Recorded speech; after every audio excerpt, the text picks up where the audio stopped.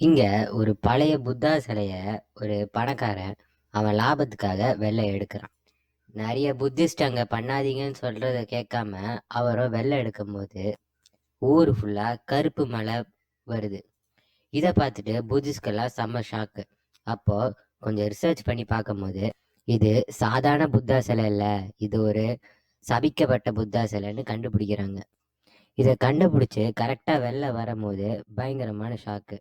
எல்லாரும் அங்க மிருகம் மாதிரி நடக்கிறத அவங்க பார்த்தாங்க. இதை பார்த்துட்டு என்னடா பண்றதுன்னு பார்க்கும்போது ஒரு 2 டிடெக்டிவ் வந்து இந்த கேஸை சால்வ் பண்ண ட்ரை பண்றாங்க. அப்போ இவங்க கேஸை சால்வ் பண்ண ட்ரை பண்ணும்போது ஒரு பொண்ணு வந்து தெரியாம அந்த பிளாக் ரெயின்ல போய் விழுந்துடுறா. அப்போ அவளும் அந்த மிருகத்தனமா நடக்க ஆரம்பிக்கிறா. இதை வச்சு அந்த நிஜமான ஹீரோ கண்டுபிடிச்சிட்டா. இந்த மழையில நனைஞ்சவங்க எல்லாருமே ஒரு மிருகம் மாதிரி